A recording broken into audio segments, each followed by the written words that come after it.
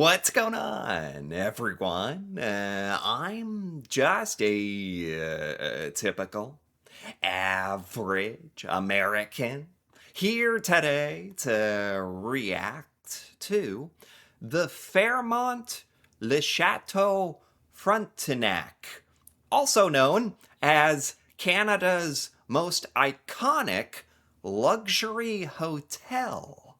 So, a while ago, I remember I reacted to Quebec City. And I remember seeing some kind of huge, beautiful building on top of a hill or something that looked like a European castle or something. Like, the kind of thing that you would never, ever see here in the United States?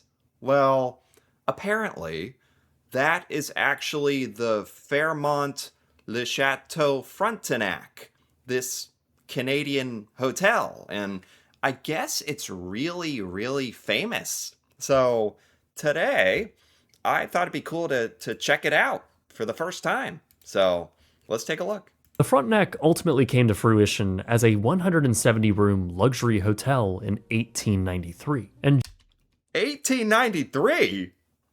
Over 100 years ago. I mean, that makes sense if you look at it. It just looks old, but I didn't know you had this kind of stuff in Canada. Like, this is really cool. just like the Banff Springs Hotel, it was developed by Canadian Pacific Railway. Over the next few decades, its popularity would warrant multiple expansions with other new wings. Most significant of which was a central tower, which was completed in 1924, that would span over 17 floors and feature a striking steeped roof. Oh my god. So this is a hotel? You went this all out for a hotel? Like, if you told me the King of Canada lived here, I know there's no king, but if there was, I'd be like, oh, they must live here, right?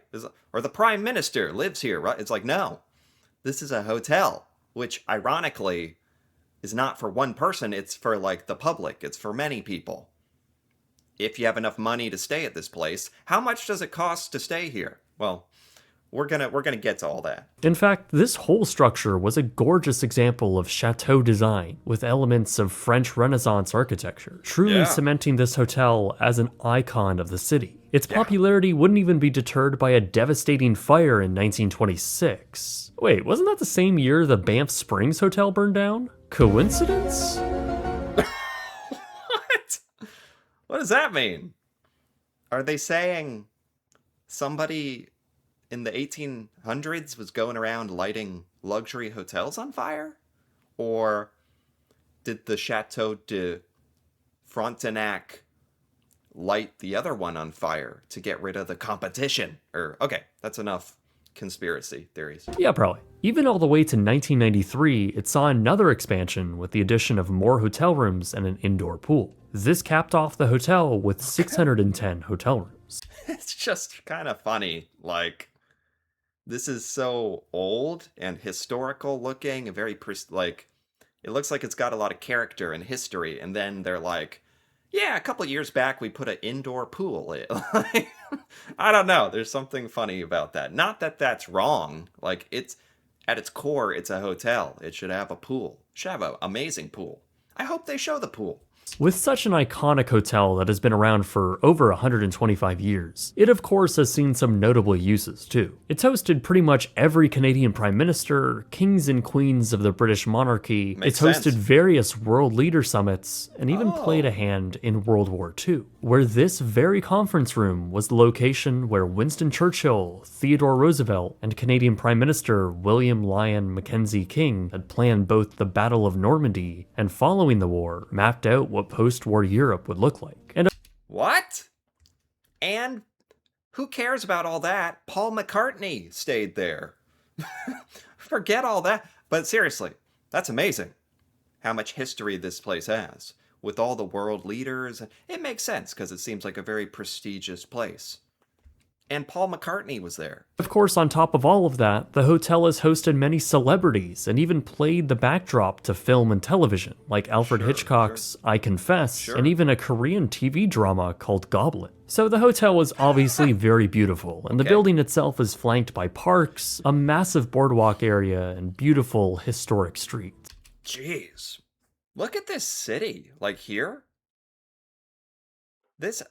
I don't live in some big city. This place is huge. Like, that's all Quebec City in the background? And we're just facing one direction right now. Jeez, these cities are huge. And beautiful historic streets. It all feels so surreal, and it's hard to believe that you're still in Eastern Canada. But I guess it's why Quebec City is often touted as the most authentically French city outside of France. So it's not hard to believe that the hotel is now designated. Look at this thing, man. Look at this. Would you just look at it? First, I don't know what else you're looking at. Stop looking over there or whatever. Turn your attention towards this. This is unbelievable. Like, just as a structure, something that humans created, and it's in Canada. Like, not that it couldn't be, but for a lot of Americans, this is just not what we picture when we picture Canada. Like, this is awesome. I'd love to see the inside of it. As a National Historic Site of Canada. Funny enough, even though I'm from Ontario, I actually only knew about this hotel as a kid from Epcot's Canada Pavilion, which is what the centerpiece structure is based on. So it's always been an Epcot's what? From Epcot's Canada Pavilion. Epcot's what does that mean? What does that mean? Is that I don't know. Which is what the centerpiece structure is based on. So it's always been an icon of Canada. And this is how you know it's an icon. It's in the puzzles. Canada, and ever since I first visited Montreal, I have fallen in love with the unique culture, architecture, and people of Quebec. And Quebec City has always been on my bucket list. What a beautiful city. Seriously. It really, the way there's like the hill with the buildings, of course the hotel, and then the amazing backdrop happens to be the perfect sunset going on. This is beautiful. So let's check in and head up to our room, which is a Fairmont Gold 1 king bed city view. Here we go. You know, I don't know if you're like me, like you're probably not gonna be able to spend enough money to go to this hotel. How much is this room? I really hope if they don't say, I'm literally gonna look it up because I have to know how much it costs. But if you're like me, you're probably never going to afford to go to this if this is like thousands of dollars for a night or something. So this may be the closest a lot of us get. So what is this room like? 1608. The cheapest gold room they offer. I think this room, upon first impressions, is very comfortably appointed. Okay, they did say this is the cheapest room that they offer, which is all. It's realistic for a lot of people, but also kind of disappointing. Like, I don't want to necessarily see the cheapest room, but it's what we got. And of course, even the cheapest room looks extremely nice. Pointed. It feels warm and quite cozy, especially with this spectacular, unobstructed view over downtown Quebec City. The 16th floor, where we're located, is just one from the top, and we're actually just at the base of the steeped roof. That's awesome. So you get to be that high up? Geez, 16 floors. Roof. So we have this unique iron grating that covers the window. The windows actually open up quite generously here, and watching the Parliament building light up is just a real treat. All of the materials feel solid, and the overall design is certainly higher end. The bed was comfortable with very soft and premium feeling sheets. The bathroom we're looking at the bed. This is funny. But it's what I want to see the bed. I mean, everything is luxury. Everything is warm, nice, with a hint of modern, but like historical feeling. And then this bathroom just looks extremely fancy. 2 was cozy and felt very luxurious. It was mostly cladded with real marble, not the fake ceramic stuff at Disney's Riviera, and had very luxurious appointments, like this leather-wrapped tissue box. I don't know if that's funny. I don't know. A weird part of me would almost be annoyed. Like, that's what my money is going towards, like a leather-bound tissue box. Probably not. That's being a little cynical. It's just meant to be like fun. Or maybe to rich people, this is just like expected. Like, of course we have a leather covered tissue box. And rose-scented bath product. The shower didn't have a rainfall head, which was a little disappointing for this price point, though it did have a very strange shower nozzle that I've never seen before. Me neither. I would have asked, is this a Canadian thing? I just think it's a luxury thing. Like, because what the heck is this? The floor was also not heated, which would have been a nice touch, again for this price point, and for the fact that this is in a colder climate. Overall, the room is very nice, Yes. though a little small, but I think that can be forgiven based on the fact that this is a very old structure, and that they are limited architecturally on how large these rooms can actually be. Yes, exactly. Like, I think they said there's over 100 like, was it 160 rooms or something? They can only be so big if there's over 100 of them. It's not small, but it's not huge. I would say for the size of the room, this is like as good as you can make this feel.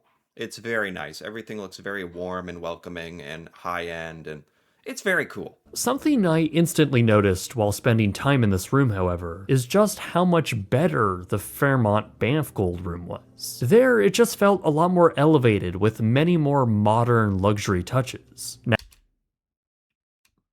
Not what you want to hear if you're the hotel manager of the Château Frontenac de something. I can't. The name of this hotel is so French and so long. I can't keep up with it. But not what you want to hear. That this reviewer had a better time at some hotel in Banff, just because they liked that it was more modern in some ways. Which is like, I don't know what to think of that. If you're going to this one in Quebec City, one of the most famous hotels in the world, you just like the experience is the experience, but I do understand you can have that authentic history and that experience, and they could also like put heated floor in the bathroom. Like I don't know. It also seems to be nitpicking, but it is a lot of money. Now, in fairness, this room is generally cheaper than the Banff Hotel, so I suppose it makes sense. However, there are some larger problems that I don't like here. The TV, for example, looks like it's from 2011 and has a very prevalent and very annoying flickering issue. I said I don't want to nitpick, but that's actually annoying. Like, if you're like me, you watch some Netflix, you watch some YouTube, you care a little bit about your monitor, about your television. You don't need the most fancy one, but you want one from this decade. So that's kind of lame, like for how luxury this is supposed to be. That they have this old LG TV. I get they probably don't replace it because it perfectly fits into the wall, but that is sacrificing a lot of the experience. Like, it may sound stupid, but if you're like me, like it's annoying if you don't have just like a nice TV. I don't know if that's asking too much. No matter what is being played on it. That is simply not acceptable for a luxury club level hotel room. There's some agree. other annoyances too. The Wi-Fi speed was pretty lackluster, and unlike the Fairmont Banff with a modern fridge drawer, this is a fully stocked fridge with no room to put your own stuff. I don't see. I think it's just personal taste. I don't care if there's room. Like, this is nice to me. That looks really nice. Um, I don't like. What are you bringing that you need to have extra refrigerator space? I don't know. I wouldn't really care about this. All filled with overpriced beverages. There's also snacks provided as well as premium beverages above the cabinet that are on these tacky pressure plates. Also, it's just funny, like, no matter how successful you get in life, there are some things that are just elemental. Some things, no matter what stage or wealth you are in life, Pringles. You know, you can be in the fanciest, well, the cheapest room of the fanciest hotel in Quebec, and they offer you Pringles, which Who doesn't like Pringles? As well as premium beverages above the cabinet that are on these tacky pressure plates. According to the in-room What? menu, this wine I don't is care about that. $50, and I'm really hoping the bottle of water beside it, because it's not exactly listed on here, is not $9. That would be absolutely absurd. At least the provided tea and coffee are complimentary. Really, all of this feels Fair. a bit greedy, considering this is the highest category the hotel offers. Not to mention the access you get to a lounge, where most of this stuff is already complimentary. I'm just under the belief, if a Oh. hotel is charging you significantly more for an elevated room that is supposed to come with complimentary food and beverages, in this case double the normal room rate, it should not have the same greedy hotel practices to try and squeeze every last dollar out of you. And how much is the rate? What is the going rate? Why are we dancing around the prices? Except the overpriced water. Yeah, I hear what they're saying. Absolutely. You're paying a lot of money for this experience and you're paying so much money and it feels like they're trying to get you to buy all this extra stuff that's not included, which is annoying. Maybe because they anticipate if you're staying here, you have lots of money and you don't really care. And I'm sure that's true for a lot of people. The Banff property doesn't do this. I hope these anti-consumer practices are retired. Okay, so the room is nice, but not as nice as other luxury hotel rooms. But this is Fairmont Gold after all, which Look at the hallway. This is extremely nice. Like, as critical as this narrator is being, I understand it's his job to review the hotel honestly. You just got to sit back and appreciate how this is. It looks extremely nice, even just the hallway. means you get access to the Gold Lounge. This Gold Lounge is located on the 14th floor of the Frontenac and also features its own gold check-in desk and concierge. Here, Okay. they serve breakfast in the morning, evening hors d'oeuvres, and a very limited Okay, hold on. Slow down for a second. Carrots, broccoli, sushi. A little too healthy from where it's like the cupcakes. I'm sure they have some. Anyway, so if you're part of this gold tier, you get access to this really cool lounge with food. Very nice. hors d'oeuvres and a very limited single option dessert plate. What is this? This is the dessert? Okay, I'm starting to get a little tiffed. This is the dessert? Like, this isn't what they bring to you personally on a plate. This is the entire dessert tray for the room?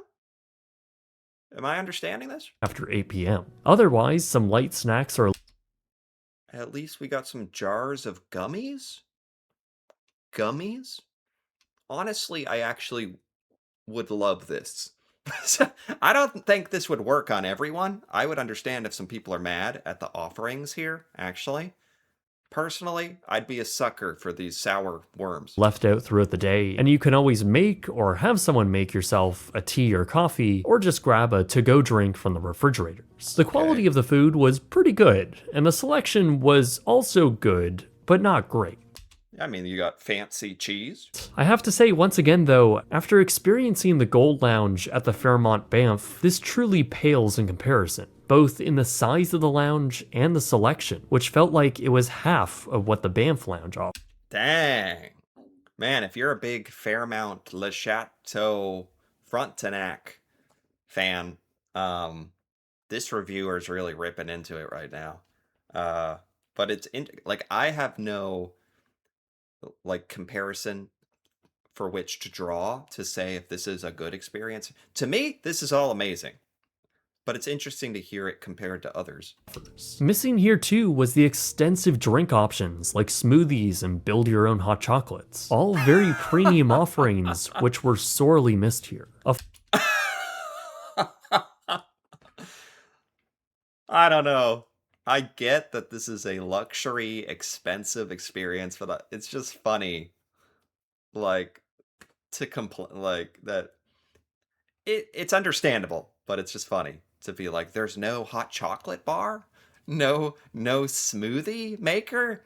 Like, you do have to put your mindset into, like, you're paying a lot of money for this, and it should have those things. Like, really, that is true, as funny as it is. Full bar is also available to guests. However, all alcohol is at an extra charge. However, it is nice that the friendly lounge staff will make whatever you want that is on offer. Aside from our gold room, there are plenty of other room categories to choose from. Since the architecture of the building is so varied, and since there are 610 hotel rooms, each one is going to 600 rooms. Not 160, 600 rooms. be slightly different in size and shape. I actually asked the marketing team there. Yeah, seriously, how do you get the one, like, at the top in the corners, where it's like you're in a little keep, you're in a little turret with a pointy roof? How do you get that one?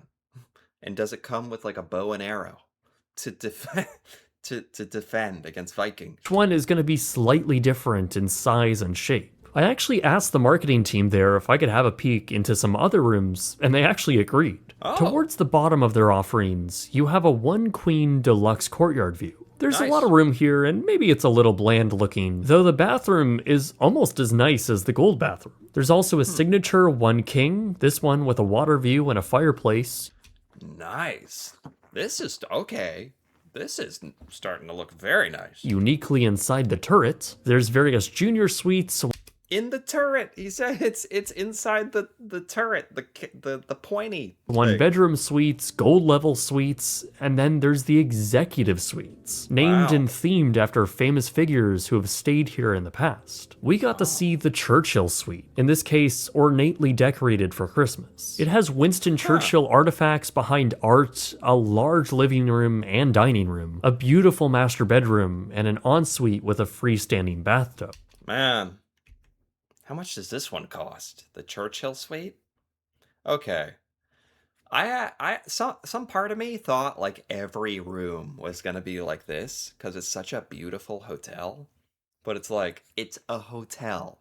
They have to make it so like hundreds of people can afford and like get rooms. They can't all be like this.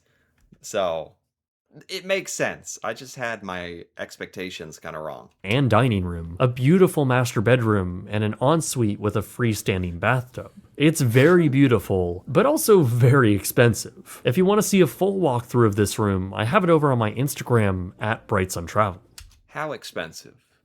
How expensive is it? Exactly. Now, if you're wanting to find food or drink outside of the lounge and elsewhere in the hotel, well, the Frontenac has many options to choose from. Aside from a full Starbucks that's open to the public on the boardwalk deck, there are 3 main restaurants and 2 main bars. Place du Front is open for breakfast. Beautiful. Beautiful. Sam Bistro for more casual lunch or dinner, and then the fine This is casual. Okay, this place is very nice. dinner, and then the fine dining, prefix-only Champlain restaurant. Truthfully, all of these restaurants are absolutely stunning, particularly the Champlain, which has truly breathtaking ceilings. Yeah. However, all of these restaurants, as you probably can imagine, are on the pricier side, with the Champlain Now that I don't have a problem with, because if you're going to this hotel, I understand being annoyed at paying for the water in the room. But if you go to this hotel and you go to the restaurants in this hotel, it's gonna be insane prices. Like they're selling like duck and foie gras, foie gras, Arctic char, black walnut. What are these things? highest prefix menu coming in at $189 a person. If you're more interested in drinks, well, the 1608 bar God, that'll get you a couple nights. One dinner here will get you like several nights stay at like the Holiday Inn Express. will cost you several organs, with cocktails raising as high as $35. Though, like the restaurants, the sticker shock can be alleviated somewhat by how stunning the space is. It's gorgeous, and Fairmont seems to always nail these environments. at the end of the day, you're paying for the experience as well. Now, there is one brand new bar called Ilia that is only open in the summers on their outdoor pool terrace. Speaking of which, the Frontenac has a Oh. full gym facility. Here's the pool that we heard about. Nice. It's a pool. It almost looks too nice to be a pool. Frontenac has a full gym facility, a pretty nice pool, and a small spa. Like I'd feel anxiety about splashing or something. As for other amenities, there are two main shops that line the, in our case, Christmas tree concourse off the main lobby. They sell high quality and even handmade items, which is pretty cool to see. Perhaps the best amenity this hotel offers, though, is the history itself. From the moment you walk inside, the ornate wood-lined lobby is both historic and impressive. It's lit by various chandeliers and antique sconces. This is beautiful. This is what I really wanted to see, other than the room. Other than the rooms, like just what it's like inside the hotel, even in the lobby, the restaurants, and it's beautiful. It's insane.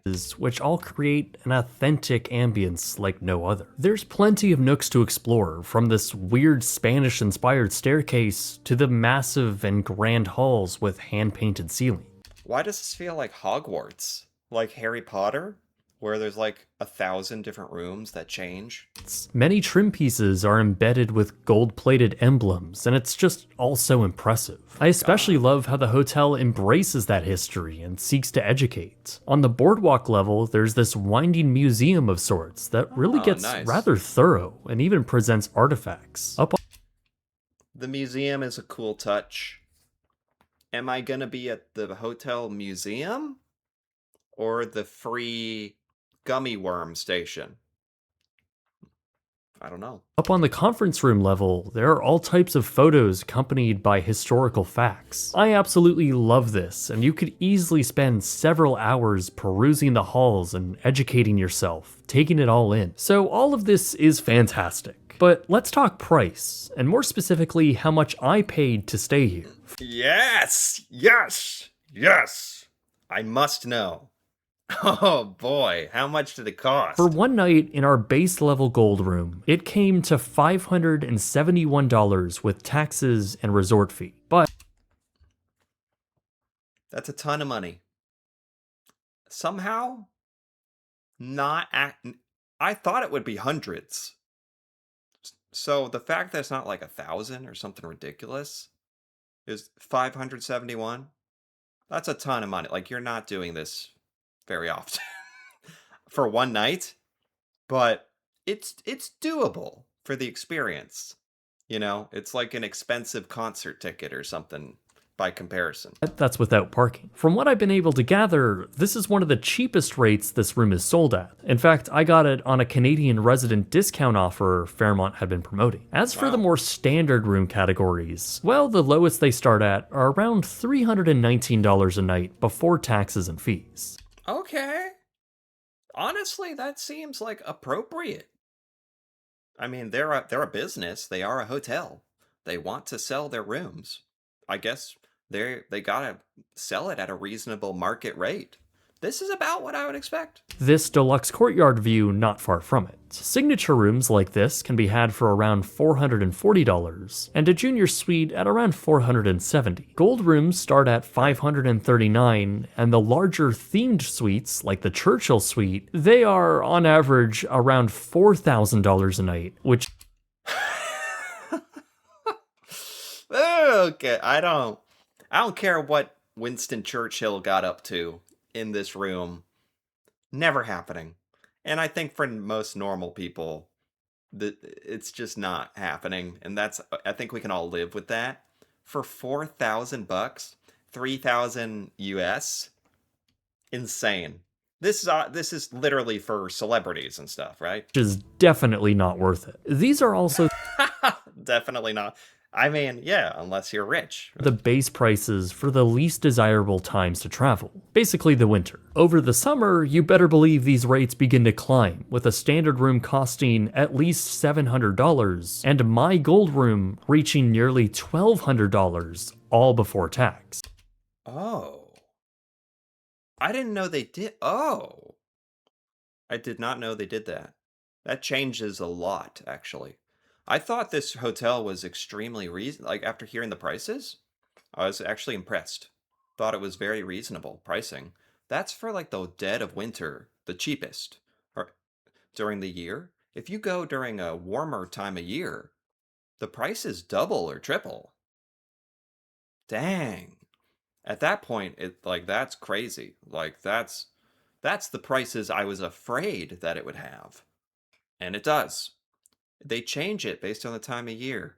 Yeah, I didn't think about that. If you want to follow along with my other adventures that maybe don't make it to YouTube, go follow my Instagram account. Oh, okay. So, yeah, this was great. This is by Bright Sun Travels. This was awesome. A look into something that, unfortunately, I feel like I would never get the opportunity to go into this hotel, especially if it's like $1,000 at times of the year. Oh my God. So it's cool to have someone else do it for you and show you what's cool. I didn't even know it was going to be a review. Like, is it worth it? I think in many aspects it is worth it. Um, I guess it depends on what price you get during the year, because this can get crazy expensive. And there were a couple of things to complain about genuinely, and some things I thought really that they were complaining about that really weren't that big of an issue. But it's awesome. It's history, it's Canadian history. It's beautiful. It's luxury.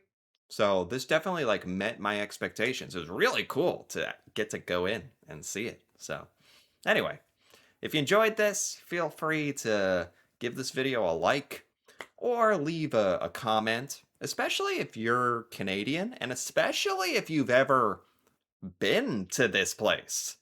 That would be cool to hear about your experience. And if you're interested in more videos like this, me reacting to Canadian things that I've never seen before, feel free to subscribe for more. And until then, thanks for watching and see you next time.